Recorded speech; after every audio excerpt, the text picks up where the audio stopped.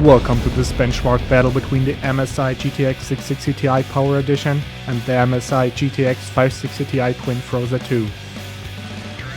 The system specs I benchmarked on are Intel i7 2600K at 3.4 GHz at stock speed, a P67 mainboard, 8GB of DDR3 memory, Windows 7 64-bit Service Pack 1 and the latest GeForce driver.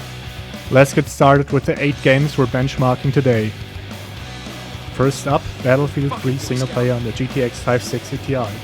This is the mission Operation Swordbreaker.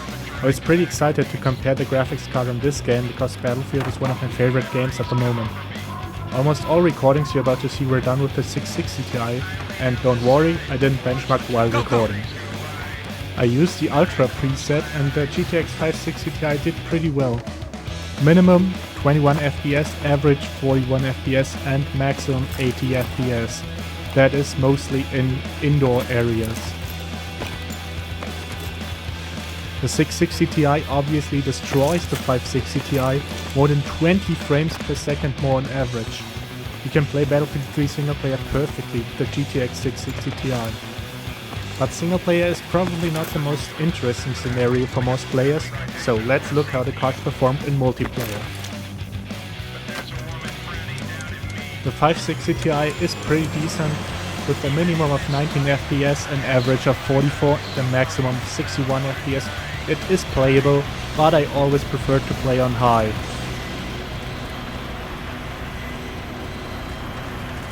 The Ultra preset again is perfect for the 660 Ti. The minimum FPS don't even drop under 70 frames. I played on the map Kharg Island, a typical large Battlefield map, and now I couldn't blame the graphics card anymore if I'm doing that in the game. An average of 131 FPS is just astonishing. The next game I benchmarked was Crysis, a pretty old game, but still pretty heavy on the hardware. I used the Crysis benchmarking tool, you can find the link in the description. It's basically just a flight around one of the maps. You can see from the screenshot which settings I used. Everything on very high, 1920 by 1080, and the highest anti-aliasing setting. It wasn't really playable on the 560 Ti with under 30 FPS, so I was interested to know what the new graphics card would do. The 660 Ti improves the frame rate by a lot, and now you could play Crysis on very high settings and 40 to 50 frames per second, but it still wouldn't be a solid 60 FPS. It's amazing to me how a game from 2007 still makes modern graphics cards struggle.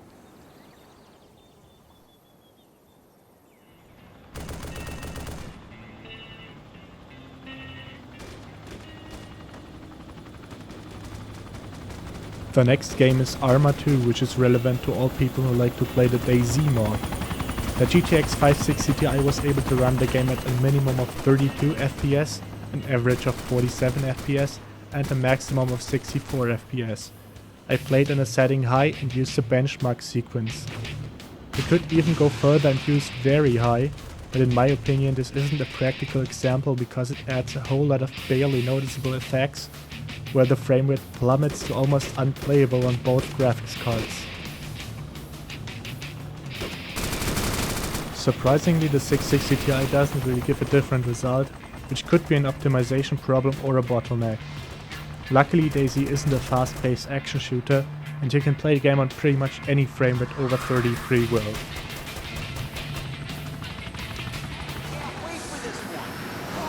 Next up is third Showdown. I used the Ultra preset again, and the game is playable pretty well on both cards. The 560 Ti doesn't reach 60 FPS though. It's a whole other image on its successor. The GTX 660 Ti reaches well over 60 FPS, and with 86 at the max you can't go wrong. Okay, let's quickly jump to the next game, GTA 4. Although a few years old, I still enjoy playing it. The game has a built-in benchmark sequence which I used. I set everything to the highest possible value, but that wasn't possible on the 560 Ti because it hasn't enough video memory. The results again were both pretty similar, and both cards can run the game well over 60 FPS.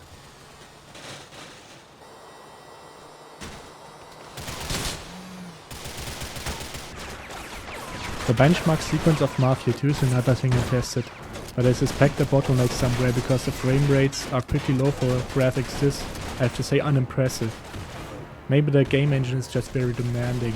Anyway, the 560 Ti scores an average of 34 FPS, while the 660 Ti runs at 50 FPS. Again, a pretty large difference. One of the most demanding games out there is Metro 2033. I haven't seen a graphics card that can run this game with a stable 60 FPS. As expected, the 560 Ti scores on maximum settings just a not really playable 25 FPS. The 660 Ti also just barely reaches over 30 FPS on average, which calls for a lower setting if you want to enjoy this game. The last game I tested was The Elder Scrolls V Skyrim. I played with no graphics enhancing mods, so both cards could play the game really well. The GTX 660 Ti adds another 20 frames per second on average. So I thank you for watching my benchmark battle between the GTX 660 Ti and the GTX 560 Ti from MSI. I hope this helped making your decision whether to upgrade or not easier. Consider subscribing so you can see us next time on Hardware and Games.